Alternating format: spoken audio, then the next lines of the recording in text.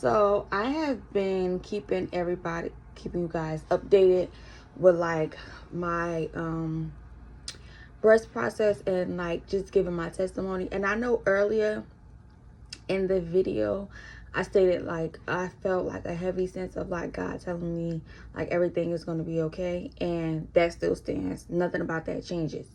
Okay, so now it is currently Friday, July 3rd.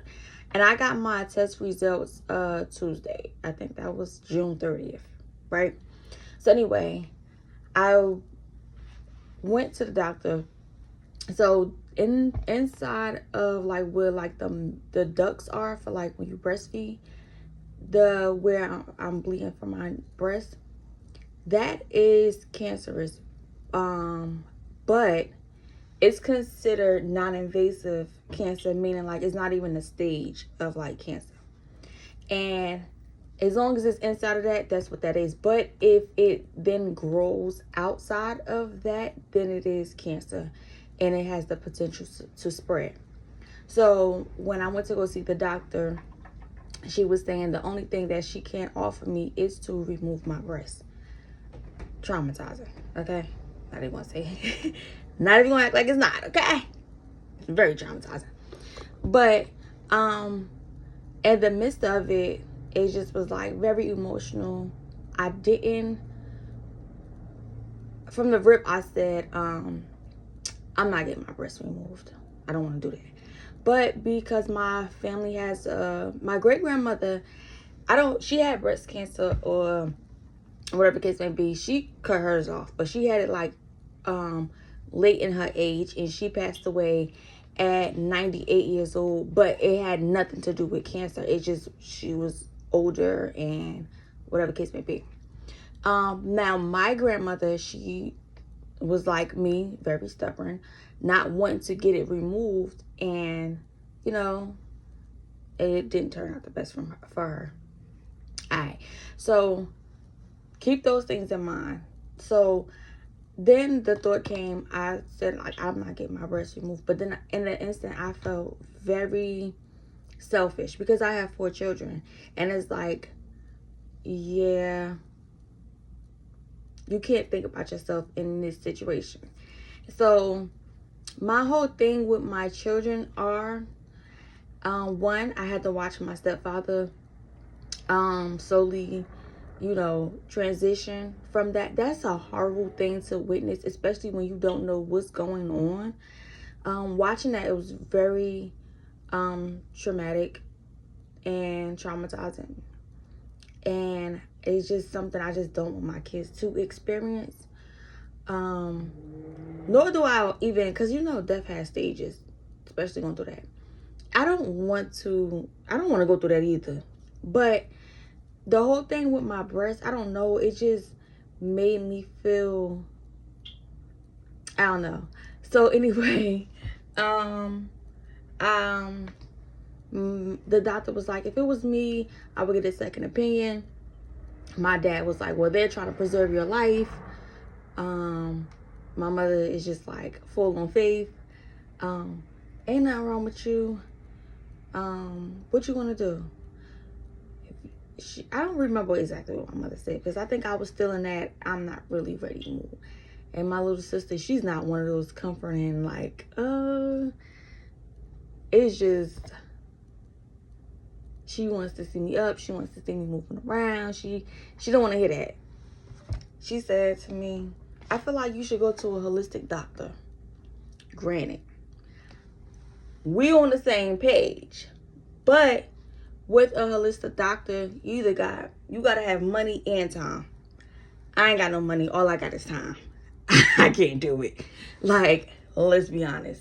I would love to go that route, but it's so much stuff going on with my body that would take a very, very, very long process. And I feel like by the time I get to that point where it's like healing my breast, in my mind, I feel like it's going to go into cancer, right? My sister don't care. She feel like I should get a second opinion, whatever. So I called my older sister. Child, no type of empathy, no type of like sympathy. She just Girl, let them take it. They big, they hurt your back anyway. Let them take it and reconstruct your breasts. You've been saying for the longest you wish that you could go back to the size you started off with. Girl, just let them take it. And I'm like, the crazy part about it is I was sitting there, listen, one thing about me, when I'm going through something, I'm going through it. I may go through the emotions, but I'm going to make a joke. I'm not about to sit in that, because that's the first thing the enemy wants you to do. Be sad, be depressed, go into no. I still have stuff here on this earth that God is looking for me to do. So I need to be in the position to do those things. I don't got time to be sad. Yes, he told me I can give myself 7 days to feel the feels. And I feel like 2-3 days was enough for me. I may very much so go back into that. But while I have the energy, I need to be talking on this phone, getting out the testimonies, the things he's been having me. I need to do that now. While I have the energy, I need to be putting my content in. I need to do what God has called me to do right now. Anyway, let me go back to my sister. Okay, my older sister. Girl, just take it. You don't want them, and but before I spoke to her, I'm like, this sounds like a free little mommy makeover to me. Because when they take the breast, they gonna reconstruct it, and they said they gotta take a fat from somewhere else. Girl, I got stomach fat, so that means my stomach gonna be smaller, my breast is gonna be smaller, and they gonna be where they supposed to be, not where they at. They gonna be where they supposed to be. So this may be a blessing in disguise, right? I'm so serious about it, but I'm also feeling very, very much so what God told me already. Okay, I'm gonna make that another video. Anyway, so I'm feeling like this is like a blessing in disguise. Granted, nobody wants to be told they got cancer, because it's possibly to be cured. Nobody wants to be told that. That's a very hard pill to swallow, and making that decision is very difficult, and going through with the decision that you make is very difficult. Like, nothing about this is easy, but you gotta find some type of something in it. And I'm gonna make a video about everything that led up to this, and how I really, honestly and truly, I already knew that all this was going to happen. Not to this extent, but I kind of already knew. But my thing with this right here in this testimony is you got to learn to be thankful and grateful in the midst of your difficulties, right?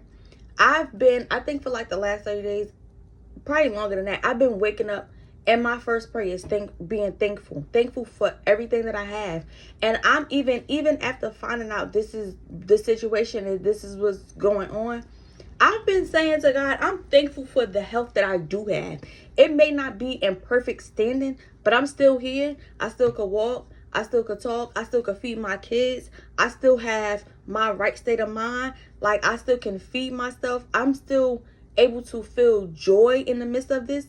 That's very much so things to be grateful for. I still have a roof over my head. I'm still able to communicate with the people that I love. I'm still able to communicate with him. And in a grateful way, not even just begging and pleading. I'm really happy that I am still his child, and regardless of how this situation may turn out and how everything is going, I am still grateful in the midst of it all. And one thing, when I was thinking about the holistic approach to it, I was saying to him, I'm like, I don't have all the things. Like, I don't have all the things to do to actually go the holistic route. And he said, but what do you do have? I have access to herbs. I have a holistic spot right down the street where I could go pick up the herbs. And I've been studying about this for a long time. Now, have I been consistent with doing this? No. And I actually should have. I should have never waited till it's gotten this far. I pretty much really known since like 2020 the things that I should and should not be eating, the type of herbs I should be taking, vitamins, all those things. And I should have been doing that. But, you know, sometimes you don't do it. But you have access to things even when you really don't have money. But my thing is, that's not the route that I think that I'm going. But he was saying to me, when I was saying I want to go the holistic route, and he was just like, well, what do you have? I have access to work out. I don't have to go to the gym. I could walk us around in my backyard. I have access to herbs. If you get little by little by them things, I think one jar of me like mixing all the herbs that I would need on my own would be under $50. And that'll last me for almost a month. Me working out, me, especially in the summertime, so your lymphatic system is going to start draining. You eating, I mean, you got access to fruits and vegetables. You got access to herbs. Like, you got access. First off, I got access to him. That's the main thing.